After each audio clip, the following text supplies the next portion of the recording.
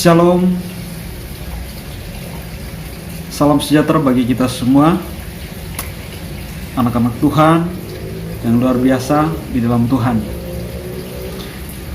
Ya, kali ini saya ingin berbagi tentang satu kebenaran firman Tuhan yang terambil dalam Efesus pasal 4 ayatnya yang ke-17 sampai dengan ayatnya yang ke-32. Sebelum itu saya percaya bahwa teman-teman semua, sobat-sobat, saudara-saudara semua, dimanapun kalian berada, dimanapun saudara-saudara berada saat ini, saya berdoa supaya Tuhan selalu menyertai, selalu membimbing saudara, dan saudara selalu berada di dalam penyertaan Tuhan semata-mata. Ya, kali ini saya ingin menyampaikan suatu hal. Saya ingin menyampaikan tentang kebenaran firman Tuhan yang terambil dalam Efesus pasal 4 ayat yang ke-17 sampai dengan ayatnya yang ke-32. Mari kita membaca kebenaran firman Tuhan. Nah, memang ini agak panjang sih, tapi saya ingin membacanya agar kita bisa melihat konteksnya, atau kita bisa memahaminya dengan baik, sehingga kita tidak asal copot ayat saja tanpa melihat konteksnya. Cara kita memahami Alkitab, kita perlu membaca atau melihat konteksnya ayat itu berbicara tentang apa. Nah, langsung saja kita baca, saudara-saudara. Kalau saudara punya Alkitab,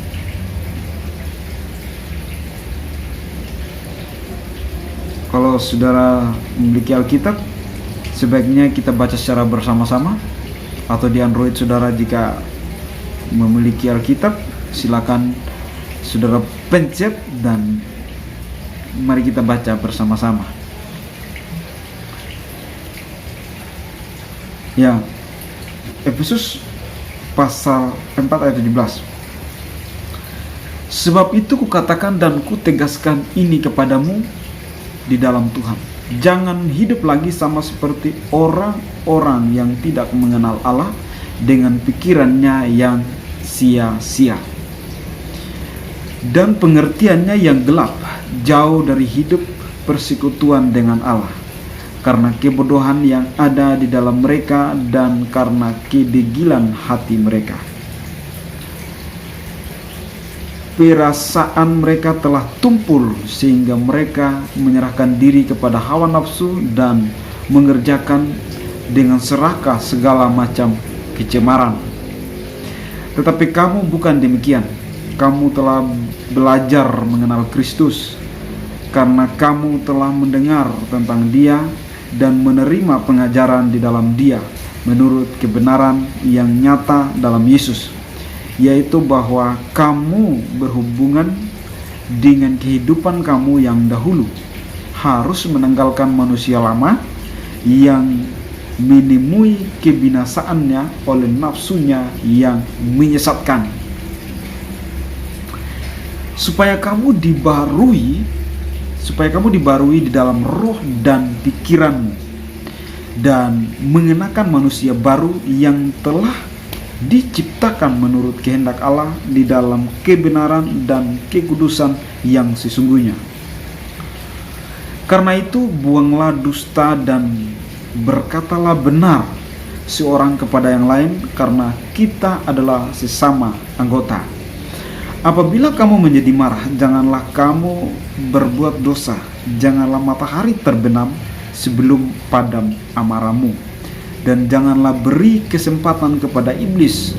Orang yang pencuri, janganlah ia mencuri lagi, tetapi baiklah ia bekerja keras dan melakukan pekerjaan yang baik dengan tangannya sendiri, supaya ia dapat membagikan sesuatu kepada orang yang berkekurangan. Janganlah ada perkataan kotor keluar dari mulutmu, tetapi pakailah perkataan yang baik untuk membangun di mana perlu, supaya mereka yang mendengarnya beroleh kasih karunia dan janganlah kamu mendukakan Roh Kudus Allah yang telah memeteraikan kamu menjelang hari penyelamatan.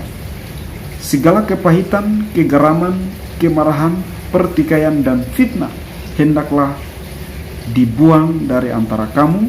Demikian pula segala kejahatan, tetapi hendaklah kamu ramah seorang terhadap yang lain, penuh kasih mesra dan saling mengampuni, sebagaimana Allah di dalam Kristus telah mengampuni kamu. Demikianlah pembacaan firman Tuhan dalam Efesus pasal 4 ayat 17 sampai ayat 32. Wow. Nah, saudara-saudara yang terkasih dalam Tuhan, sobat-sobat semua dimanapun kalian berada,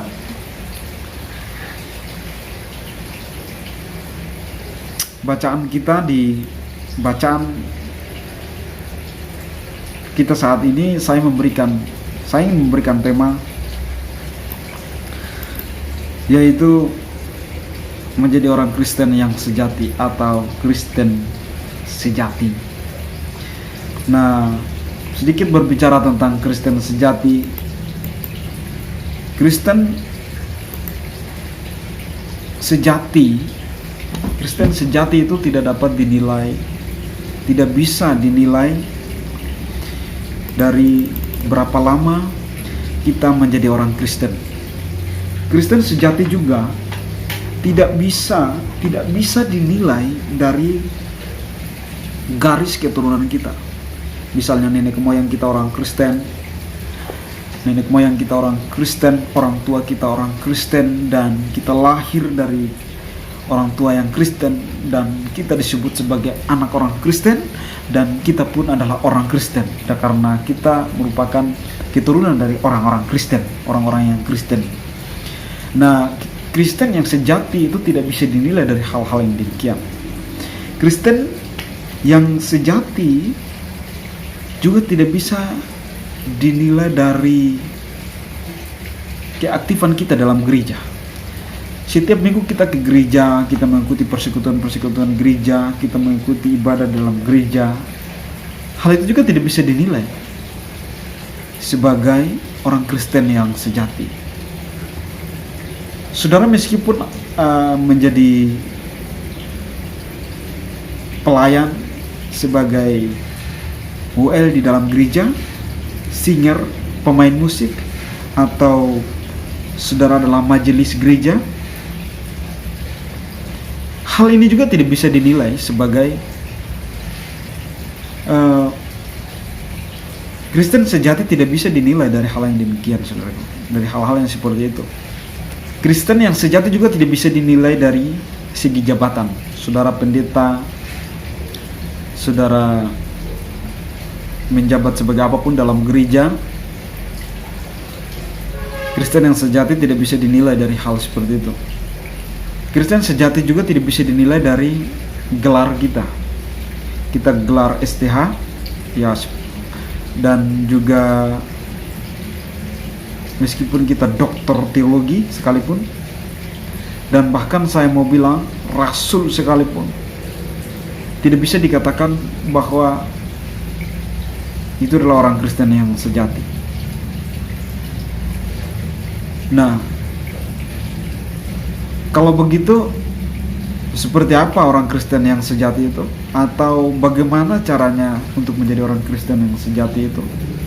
Nah, saudara-saudara terkasih dalam Tuhan, atau apakah saudara-saudara atau teman-teman semua sedang bingung atau sedang kaget, heran, masakan saya ini yang aktif dalam gereja setiap hari Minggu, saya melayani dalam gereja sebagai singer, sebagai WL, bahkan saya pemain musik dalam gereja, atau melakukan banyak hal dalam gereja untuk melayani, masakan saya ini bukanlah orang Kristen? Ya, bisa-bisa saja saudara orang Kristen, tapi ya jangan keburu-buru juga mengatakan bahwa saya ini orang Kristen. Tapi perlu kita memperhatikan beberapa hal, saudaraku.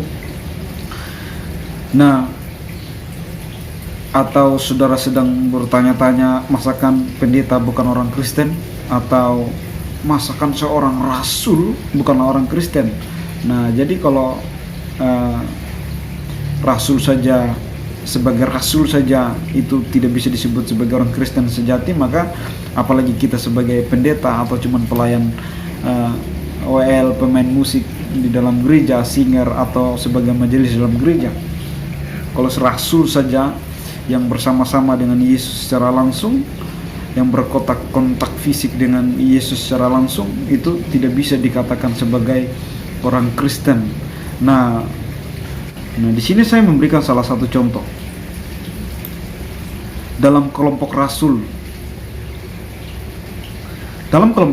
Yudas adalah bendahara dalam Yohanes 13 ayat 29. Yang bunyinya demikian, karena Yudas memegang kas, ada yang menyangka bahwa Yesus menyuruh dia mengambil apa-apa yang perlu untuk merayakan itu, atau memberi apa-apa kepada orang miskin, atau memberikan sesuatu kepada orang miskin. Nah, jadi Yudas ini adalah seorang bendahara, dia pemegang kas atau pemegang uang, saudaraku. Lalu di bagian lain, kita coba perhatikan dalam Yohanes 12 ayatnya yang ke-6.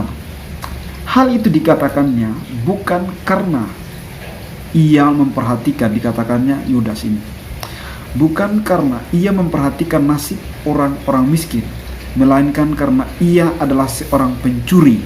Ia sering mengambil uang yang disimpan dalam kas yang dipegangnya. Wow, jadi dia pemegang uang, lalu dia sering juga mengambil uang atau mencuri, disebutkan dalam Alkitab, dia mencuri uang yang ada dalam kas itu, yang dipegang itu. Jadi Yudas ini seorang rasul, saudara. Kalau hanya sebatas rasul saja, iya. Tetapi apakah dia adalah orang Kristen yang sejati dari kerasulannya? Belum tentu. Mengapa? Karena dia pencuri. Apakah Yesus mengajarkan supaya kita pencuri? Karena rasulnya pencuri? Oh, tidak seperti itu, saudara. Jadi Yudas bukanlah orang Kristen yang sejati. Nah, lalu seperti apa orang Kristen yang sejati? Atau bagaimana caranya untuk menjadi orang Kristen yang sejati? Yang pertama, tidak hidup seperti orang-orang yang tidak mengenal Allah. Mari kita lihat ayat yang ke-17 sampai dengan ayatnya yang ke-19. Efesus pasal 4 ayat yang ke-17 sampai dengan ayatnya yang ke-19. Sebab itu kukatakan dan kutegaskan ini kepadamu di dalam Tuhan, jangan hidup lagi sama seperti orang-orang yang tidak mengenal Allah, dalam pikirannya yang sia-sia dan pengertiannya yang gelap, jauh dari hidup persekutuan dengan Allah, karena kebodohan yang ada di dalam mereka dan karena kedegilan hati mereka. Perasaan mereka telah tumpul sehingga mereka menyerahkan diri kepada hawa nafsu dan mengerjakan dengan serakah segala macam kecemaran. Oke. Nah, jangan hidup atau tidak hidup seperti orang-orang yang tidak mengenal Allah. Pertanyaannya, seperti apa orang yang tidak hidup? Seperti apa orang yang tidak mengenal Allah? Orang yang tidak mengenal Allah sesuai dengan ayat 17 sampai dengan ayat ke-19, di situ mengatakan orang yang tidak mengenal Allah itu adalah orang-orang yang tidak suka mendengar. Ayat 18. Seperti apa orang yang tidak mengenal Allah? Ini dia. Yang pertama, degil hati atau keras kepala, tidak suka mendengar, tidak taat. Itu di ayat yang ke-18. Lalu yang kedua, serakah, cemar, ayat yang ke-19. Orang yang tidak mengenal Allah adalah orang yang serakah atau cemar. Yang ketiga, tidak punya perasaan malu untuk melakukan hal-hal yang jahat. Itu di ayat yang ke-19. Orang yang tidak mengenal Allah itu dia tidak punya perasaan malu untuk melakukan hal-hal yang jahat. Yang keempat, suka berdusta atau bohong. Itu ayat yang ke-25. Suka mencuri, ayat yang ke-28. Selalu kepahitan, sakit hati atau berperasaan. Kepahitan itu adalah sakit hati atau berperasaan dendam terhadap sesama. Itu ayat 26 dan 31. Selalu hidup dalam kepahitan, perselisihan, dan suka memfitnah, ayat 31. Nah, jadi seperti inilah orang-orang yang tidak mengenal Allah. Kalau orang berkata saya ini Kristen tapi dia masih keras kepala, itu bukan orang Kristen. Kalau ada orang yang berkata saya ini orang Kristen tetapi masih serakah, masih melakukan hal yang cemara, itu bukan orang Kristen. Tidak punya perasaan malu untuk melakukan hal-hal yang jahat. Saudara menyebut saudara orang Kristen tapi saudara tidak punya perasaan malu untuk melakukan hal-hal yang jahat, berarti saudara bukan orang Kristen yang sejati. Suka mencuri, saudara orang Kristen tetapi saudara suka mencuri, tetapi pada waktu saudara mencuri, saudara masih tetap mengatakan bahwa saudara adalah orang Kristen. Saudara bukanlah orang Kristen yang sejati. Lalu yang berikut, saudara berkata saya ini orang Kristen tetapi saudara masih selalu kepahitan, sakit hati, menyimpan dendam dalam hati saudara, dalam perasaan saudara terhadap sesama, terhadap teman, terhadap orang lain yang berada di sekitar saudara, maka saudara bukanlah orang Kristen yang sejati. Meskipun saudara Kristen tapi saudara masih memiliki sifat atau cara hidup yang seperti ini, maka saudara bukanlah orang Kristen yang sejati. Lalu yang selalu hidup dalam pertikaian, saudara orang Kristen tapi saudara masih hidup dalam pertikaian, berarti saudara bukanlah orang Kristen, atau saudara bukanlah orang yang mengenal Allah. Saudara hanya mengaku mengenal Allah tetapi sesungguhnya saudara tidak mengenal Dia. Saudara mengaku Kristen tapi sesungguhnya saudara bukanlah orang Kristen. Jadi artinya begini, orang yang tidak mengenal Allah adalah orang yang seperti ini. Jika ada orang yang mengaku Kristen tapi cara hidupnya masih seperti hal-hal ini, maka itu bukanlah orang Kristen yang sejati. Yang kedua, poin yang kedua, menjadi orang Kristen yang sejati. Untuk menjadi Kristen yang sejati,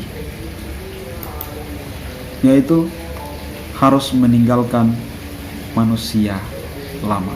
Meninggalkan manusia lama. Manusia lama seperti apa? Manusia lama seperti apa? Ya, saya sedikit melihatnya dari segi bahasa, yaitu dalam bahasa Yunani. Perlu kita ketahui bahwa Perjanjian Baru itu ditulis dalam bahasa Yunani, Alkitab kita sebagai orang Kristen. Perjanjian Lama itu ditulis dalam bahasa Ibrani, maka perlu kita melihatnya dari bahasa aslinya.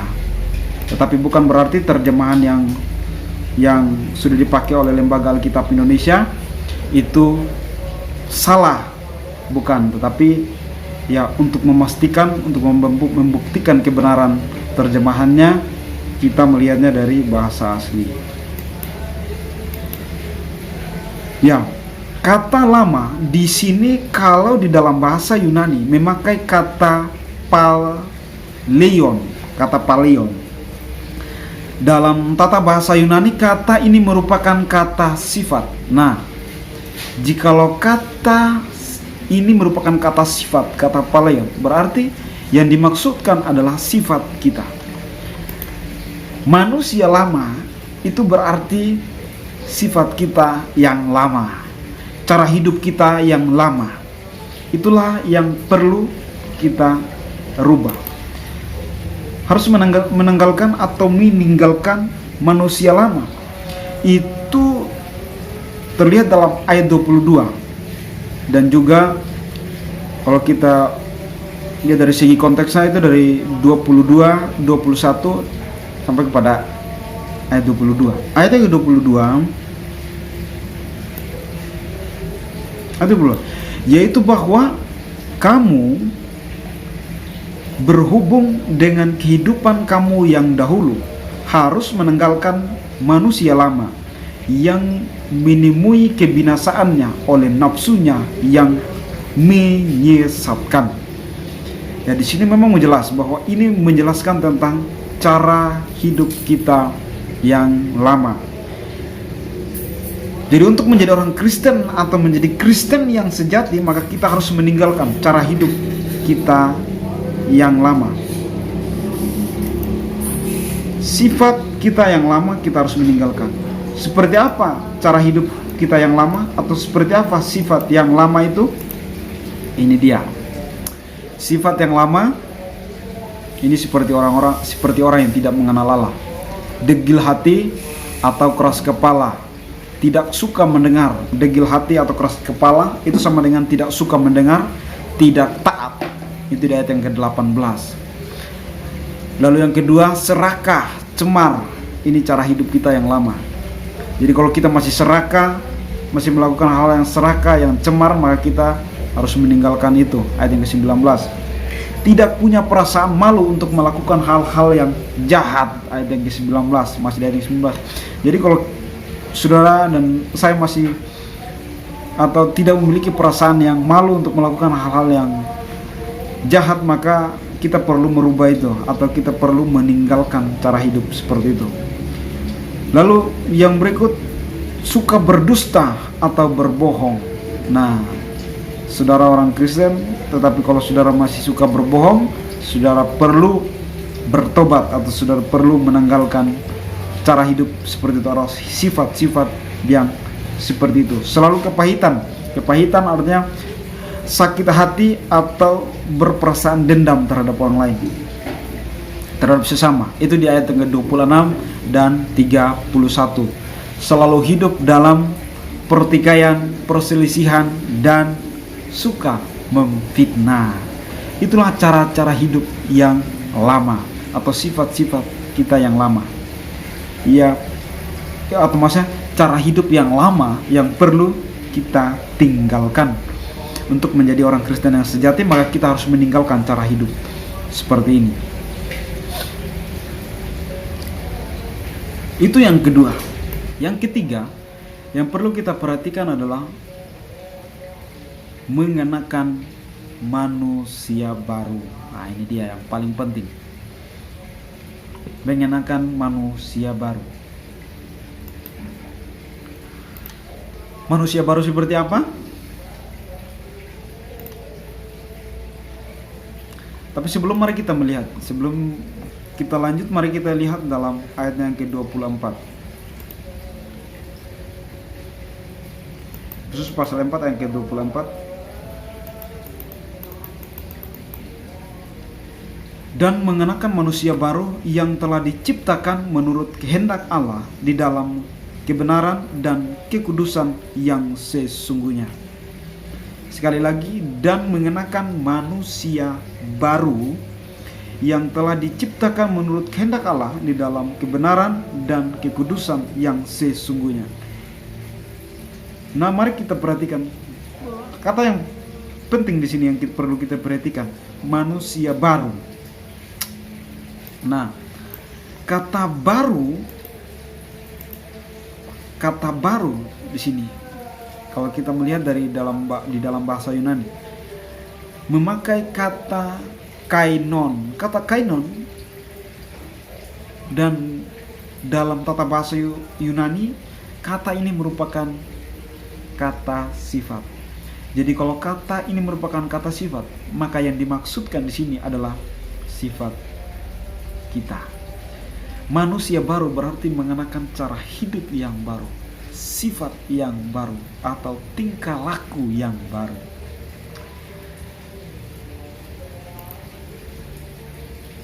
Tingkah laku atau sifat yang baru seperti apa? Ini dia. Sifat yang baru yang pertama, tidak berdusta atau tidak berkata bohong. Saudara bisa lihat dalam ayat yang ke-25. Marah sepanjang hari, itu sama dengan marah sepanjang hari, itu sama dengan rasa sakit hati yang panjang atau rasa dendam. Saudara bisa lihat di ayat yang ke-26, tidak mencuri lagi, atau melainkan bekerja keras dan berbagi dengan orang lain. Nah, ini manusia baru, cara hidup baru, sifat yang baru yang perlu kita kenakan. Tidak berkata kotor, melainkan menggunakan perkataan yang dapat memberkati orang lain. Memberkati orang lain. Ayat 29. Yang berikut, menanggalkan segala kejahatan. Ayat 31. Jadi segala kejahatan yang dulunya kita perbuat. Untuk menjadi orang Kristen yang sejati, maka kita harus menanggalkan cara hidup itu. Segala kejahatan-kejahatan yang kita pernah lakukan. Lalu yang berikut, ramah dan mengampuni kesalahan bersama, kesalahan sesama atau orang lain. Jadi untuk menjadi orang Kristen yang sejati itu dilihat dari cara kita hidup, tingkah laku kita, perbuatan kita, sikap kita. Nah, itulah orang Kristen yang sejati perlu dilihat dari hal yang seperti ini.